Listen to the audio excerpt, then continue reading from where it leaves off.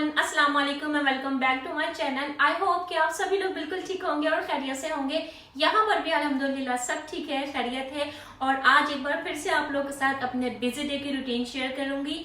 इसके साथ साथ आप लोगों के साथ एक बहुत ही मजेदार और सिंपल सी रेसिपी शेयर करूंगी। सिंपल सी रेसिपी है जर्दा बनाने की, लेकिन अक्सर कुछ लोगों से ऐसा होता है कि जर्दे के जो राइस हैं वो सॉफ्ट नहीं रहते, थोड़े से हार्ड हो जाते हैं।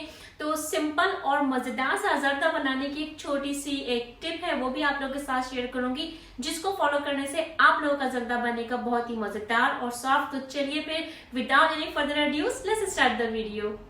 अच्छा जी, आज के व्लॉग में जो रूटीन मैं आप लोगों के साथ शेयर करूँगी वो मेरी इवनिंग टू नाइट टाइम की रूटीन होगी।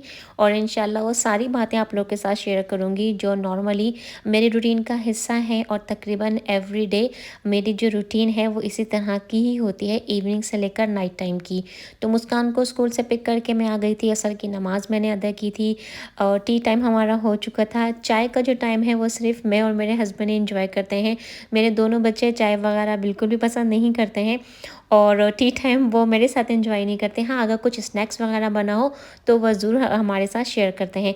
तो रिसेंटली ही यहाँ पे 2 दिन पहले अमेज़न प्राइम की बहुत अच्छी डील्स लगी हुई थी, तो मैंने कुछ बहुत ही इम्पॉर्टेंट चीज़ें अमेज़न प्राइम से ऑर्डर की हैं।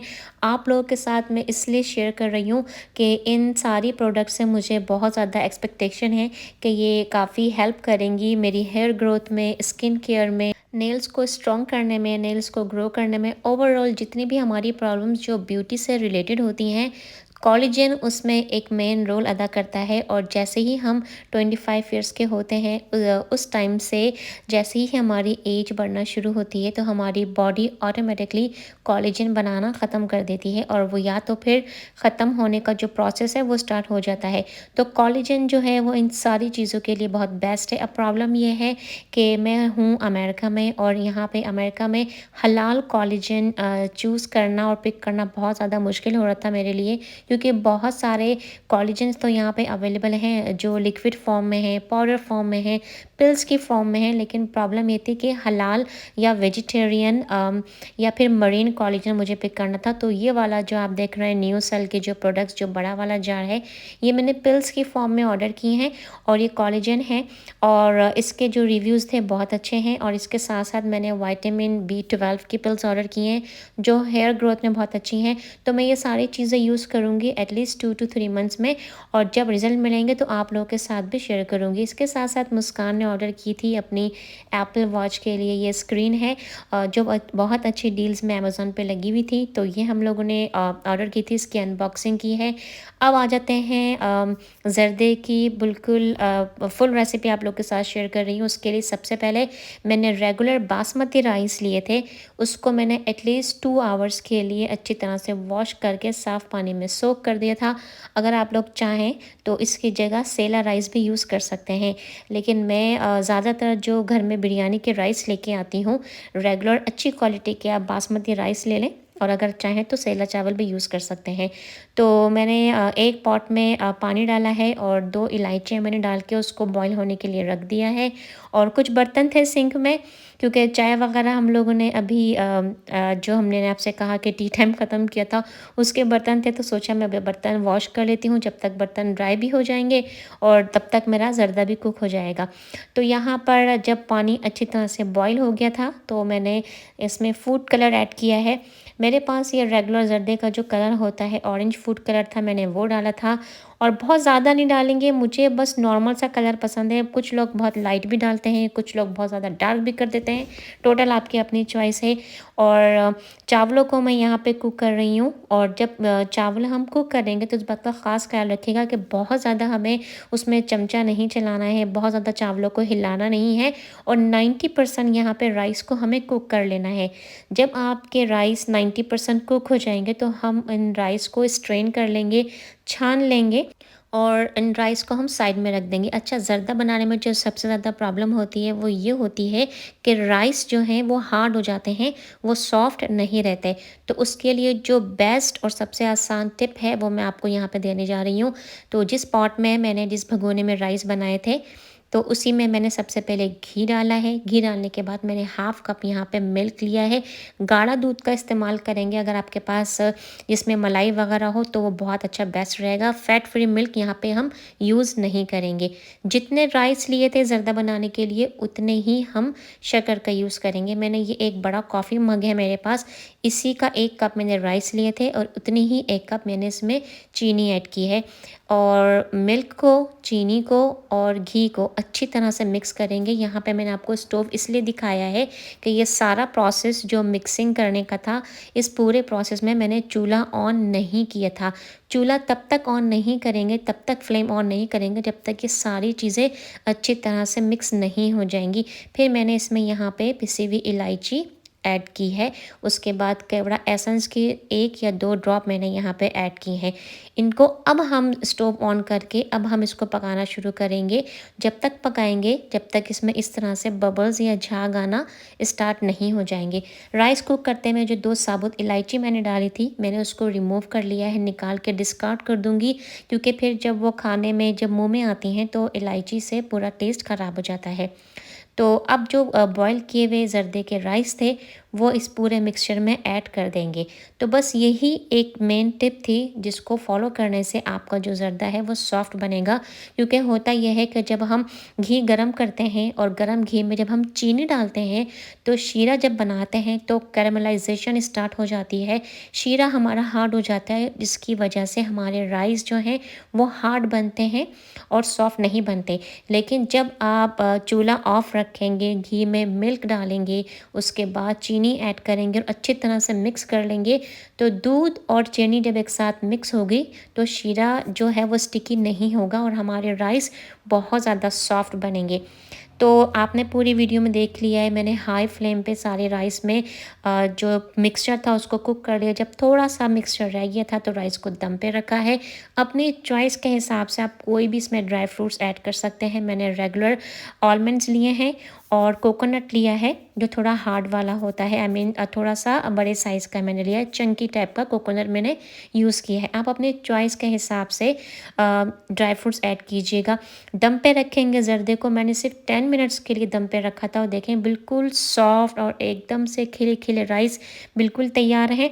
अभी राइस बहुत गर्म है तो अभी हम इसमें कोई भी खोया ऐड नहीं करेंगे। और बस अब मैंने इसको कवर करके रख दिया था ताकि इसका थोड़ा सा टेम्परेचर लो हो जाए। उस वक्त तक मगरिब की नमाज़ का भी टाइम हो चुका था तो मैंने नमाज़ अदा कर ली थी और जो मैंने बर्तन वॉश करके रखे थे वो ड्राई भी हो गए थे। उन सारे बर्तनों को यहाँ पे अब मैं कैबिनेट्स में दोबारा से उनकी जगह पर स्टोर कर रही हूँ। इसी तरह के घर में बहुत सारे छोटे छोटे से काम होते हैं जो मैं साथ साथ करती रहती हूँ। ख़ासकर जो बर्तन धोने का काम है ना वो मेरा कभी भी नहीं रुकता। जैसे अगर मैं जब सालन बना रही होती हूँ तो प्रेशर कुकर में अगर मीट वगैरह कुक हो रहा होता है तब मैं अपने डिश वॉशिंग कर लेती हूँ और बर्तन धो के साइड में रख देती हूँ। या जिस तरह से अगर मुझे बिरयानी बनानी हो या राइस बॉईल करने हो, जब तक पानी बॉईल हो रहा होता है तब तक मैं इस तरह के छोटे छोटे से काम कर लेती हूँ। तो इस तरह से छोटे छोटे काम वक्त पे करने से काम हो जाते हैं और काम जमा भी नहीं होते। अच्छा, अब जो है मैं आप लोगों के साथ एक छोटी सी टिप शेयर कर रही हूँ। अक्सर हमारे पास जो खोया होता है वो इस तरह से ब्लॉक में होता है और हम उसको फ्रीज़र में स्टोर करते हैं। तो अगर आप अपना खोया जब बाय करें तो उस टाइम पे अगर इस तरह से छोटे छोटे पीसेस में कट करके अगर आप उनको जिप लॉक के बैग्स में रख लेंगे तो आपके लिए बहुत आसानी हो जाएगी। जब भी आपको खोए की ज़रूरत हो आप उसमें 1 या 2 पीस निकालें और ज़रूरत के हिसाब से आप खोया यूज़ कर सकते हैं। आपको पूरे ब्लॉक को कट करने की या डिफ्रोस्ट करने की ज़रूरत नहीं पड़ेगी। तो जो ज़र्दा है वो काफ़ी हद तक जो है वो रूम टेम्परेचर पे आ गया था, इतना ज़्यादा गर्म नहीं था तो मैंने खोया उसमें स्प्रेड कर दिया है। कभी भी गरम गरम ज़र्दे में खोया ऐड ना करें क्योंकि गरम चावलों में खोया ऐड करने से सारा जो खोया है वो बहुत मेल्ट हो जाता है और नज़र भी नहीं आता। तो जब ज़र्दा बना था तो ज़र्दे के साथ पुलाव या बिरयानी बनानी तो लाजमी ही है। तो मैंने साथ में बनाई थी चिकन की बिरयानी और चिकन की बिरयानी की भी रेसिपी मैं ऑलरेडी आप लोग के साथ शेयर कर चुकी हूँ। लेकिन अगर आप में से कोई दोबारा मेरी रेसिपी को फॉलो करना चाहे तो मुझे कमेंट बॉक्स में मेंशन कर दीजिएगा, कमेंट कर दीजिएगा। मैं इंशाल्लाह आप लोगों के साथ दोबारा से चिकन बिरयानी या बीफ बिरयानी की रेसिपी भी शेयर कर दूँगी। तो बिरयानी हो या ज़र्दा हो, जो मेन की है वो ये है कि ज़र्दा बनाने के लिए या बिरयानी बनाने के लिए आप बेहतरीन क्वालिटी राइस यूज़ कीजिए और जब आप राइस को बॉईल करें तो ख़ास ख्याल रखें कि आपके जो राइस हैं वो बहुत ज़्यादा सॉफ्ट ना हो। यही बेस्ट टिप होती है किसी भी बिरयानी की या ज़र्दे को परफेक्ट बनाने के लिए, क्योंकि आप कितनी भी मेहनत कर लें, जब आपकी बिरयानी के राइस या ज़र्दे के राइस या पुलाव के राइस अगर खिले खिले नहीं होंगे तो, और अगर इस मुशी से होंगे, सॉफ्ट होंगे, तो आपकी बिरयानी और ज़र्दा या कोई भी आप राइस की डिश बना रहे हैं उसका सारा लुक ख़राब हो जाएगा। तो एक शानदार बिरयानी बनाने के लिए, एक मज़ेदार ज़र्दा बनाने के लिए इस बात का ख़ास ख्याल रखें। तो बिरयानी भी अल्हम्दुलिल्लाह दम पे हो चुकी थी, तैयार हो चुकी थी। यहाँ पर मैं आपको ज़र्दा जो है वो डिश आउट करके दिखा रही हूँ। आपको वीडियो में देखने से ही अंदाज़ा हो रहा होगा कि राइस बिल्कुल भी हार्ड नहीं हुए हैं, बहुत ज़्यादा सॉफ्ट बने हैं और बहुत ही मज़ेदार ज़र्दा बना था। काश मैं आप लोगों को जो सी खुशबू है वो भी स्मेल करवा सकती कि कितनी मज़ेदार सी ज़र्दे में से खुशबू आ रही थी, और एक-एक दाना बिल्कुल खिला-खिला था और बहुत ही सॉफ्ट ज़र्दा बना था। इस रेसिपी को ज़रूर बनाइएगा और मुझे कमेंट बॉक्स में ज़रूर बताइएगा कि आपका ज़र्दा कैसा बना, और आई एम श्योर कि जब आप ये रेसिपी फ़ॉलो करेंगे और ज़र्दा बनाएँगे तो आपके घर वाले भी आपकी वाह-वाह ज़रूर करेंगे।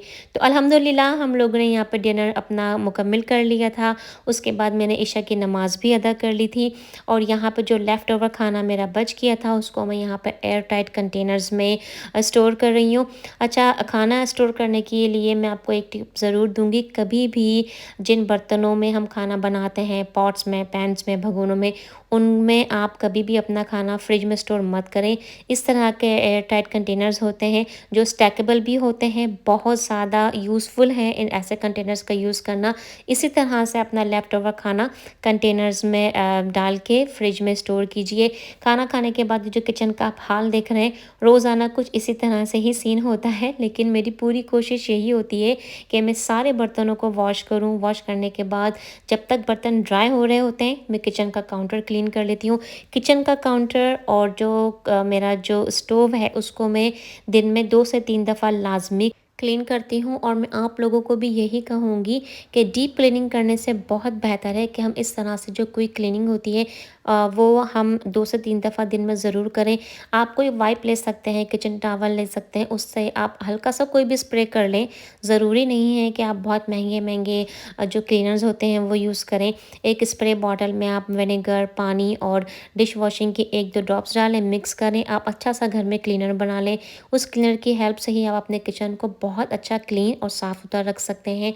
तो किचन का काउंटर क्लीन करने के बाद रोज़ाना नाइट टाइम की मेरी रूटीन है कि मैं फ्लोर क्लीन करती हूँ, स्वीप करती हूँ, मॉप करती हूँ, और डिपेंड करता है कि अगर किचन में बहुत ज़्यादा काम हो तो पहले मैं इशा की नमाज़ अदा कर लेती हूँ, और अगर मुझे लगता है कि किचन में क्लीनिंग का काम कम है तो पहले मैं किचन को पूरा क्लीन कर लेती हूँ, उसके बाद इशा की नमाज़ अदा कर लेती हूँ। तो जब तक ये सारे काम होते हैं तब तक जो बर्तन धो के रखे होते हैं वो ड्राई हो चुके होते हैं, उनको मैं कैबिनेट में भी वापस रख देती हूँ। किचन में कैबिनेट्स इंस्टॉल करने का मेन मकसद ही यही होता है कि हम किचन के जितने यूटेंसिल्स हैं वो कैबिनेट्स में स्टोर करें, और किचन के काउंटर्स हम हमेशा क्लियर रखें ताकि हमारे पास काम करने के लिए स्पेस ज़्यादा हो और किचन ओपन भी लगे। ओके फ्रेंड्स, तो ये था आज का व्लॉग। आई होप कि आपको आज की वीडियो पसंद आई हो। वीडियो अच्छी लगी हो तो वीडियो को लाइक जरूर कीजिएगा। चैनल पर नए हैं और आपको मेरी वीडियो अच्छी लग रही है गाइस, तो चैनल को सब्सक्राइब जरूर कीजिएगा। अपना बहुत ज्यादा ख्याल रखें। नेक्स्ट व्लॉग में और एक अच्छे से नए कंटेंट में आप सभी लोगों से बहुत जल्द मुलाकात होगी। अल्लाह हाफिज।